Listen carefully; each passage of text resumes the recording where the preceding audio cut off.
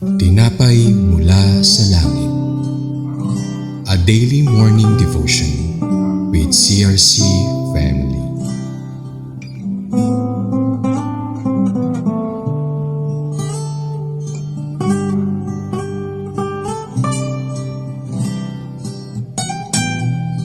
Blessed morning everyone. Ito po ang inyong lingkod, Pastora Chona Reyes ng CRC Batangas. Mga lugod ko po kayong inaanyayahan na samahan ako sa pagbulay-bulay ng salita ng Diyos sa pang-araw-araw na programang Tinapay mula sa Langit. Ang ating pong pag-aaralan ay matutunghayan sa Judges 20 verses 26 to 28 at pinamagatang Israel repents before God after the second defeat. Let us pray. Heavenly Father, thank you for bringing us together today. We invite your presence as we study your word. Open our hearts and mind to understand your word and help us apply it to our lives. Bless everyone and let everything we do bring glory to you. In Jesus' name, Amen. Basahin po natin ang Judges or Hukom sa chapter 20 verses 26 to 28. Sabi po sa verse 26, kaya nga nagpunta sila sa Bethel at dooy nanangis. Nanatili silang nakaupo sa presensya ni Yahweh at maghapong hindi kumain. Naghain sila ng handog na susunugin at handog pangkapayapaan. Muli silang sumangguni kay Yahweh. Noon, ang kabanang tipa ng Diyos ay nasa Bethel. Verse 28, sa pag-iingat ni Pinehas na anak ni Eleazar at apo ni Aaron, ang tanong nila, lulusubin po ba namin muli ang mga kapatid naming Benjaminita o titigil na kami? Sumagot si Yahweh, lumusob kayo muli at bukas ng umagay, pagtatagumpayin ko kayo laban sa kanila. Purihin ang pagkakabasa ng salita ng Diyos. Tinatalakay po dito sa Judges 20, 26 to 28 ang digmaan sa pagitan ng Israel at lipi ni Benjamin. Matapos ang dalawang beses ng matinding pagkatalo, natutong magpakumbaba ang buong Israel.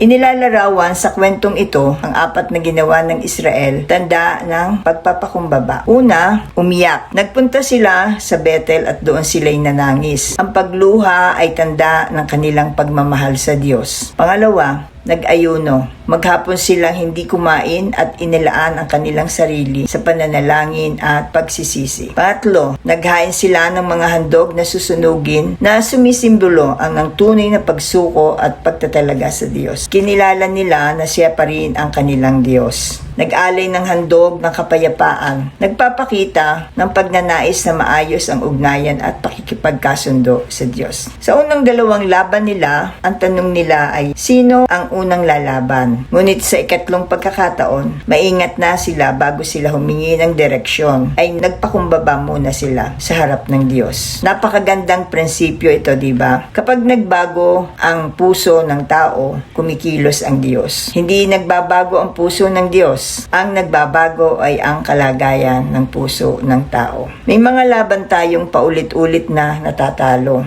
May mga problema tayong hindi matapos-tapos. Dumating ba sa puntong natanong natin ang Diyos? Bago natin tanungin ang Diyos, tanungin muna natin ang ating mga sarili. Mayroon ba akong pusong may pagpapakumbaba? Mayroon ba akong tunay na pagsisisi? Ang aking bang pagsamba ay bunga ng pagmamahal o dahil mayroon lang akong pangangailangan? Ang Diyos ay hindi lamang tumitingin sa ating labi, kundi sa ating puso. Sa verse 28, ang tanong nila, lulusubin po ba muli ang mga kapatid naming Benjamin o titigil na kami? Lumusob kayo, ang sagot ni Yahweh, at bukas ng umaga ay pagtatagumpayin ka kayo laban sa kanila. Nagpapakita na ang tagumpay ay hindi dahil sa lakas ng hukbo ng Israel, kundi dahil sa kapangyarihan at kalooban ng Diyos. At bilang konklusyon, tandaan natin ang pagkatalo ay maaaring maging daan upang matutong magpakumbaba, kagaya ng nangyari sa mga Israelita. Minsan, pinahihintulutan ng Diyos ang kabiguan upang upang turuan ang ating puso at pagkatapos ay ibigay ang tagumpay. Ang pananalangin ay dapat samahan ng pagsisisi at pagsuko. Hindi sapat ang humingi ng tawad kundi magkaroon tayo ng pusong handang magpasako. Ang tagumpay ay dumadating sa tamang panahon ng Diyos. Ang Diyos ang nagbigay ng tagumpay sa mga taong nagpapakumbaba at taos-pusong nagsisisi at sumusunod sa kalooban ng Diyos. Ang ating lakas ay hindi sapat, ngunit ang biyaya ng Diyos ay nagdadala sa tunay na tagumpay. Purihin ang Diyos, tayo'y manalangin. Thank you, Lord, for speaking to us through your word. Help us, Lord, to remember what we have learned and give us the strength to live it out each day. In Jesus' name, Amen. Maraming salamat po sa inyong pakikinig. Muli po ay inyo kaming samahan sa pag-aaral ng salita ng Diyos sa programang Tinapay Mula sa Langit. Sa ganap na ika-5 ng umaga, malayan niyo po itong i-share upang marami pa po ang mapagpala. Muli, magandang umaga po at pagpalain po tayong lahat. To God be the glory.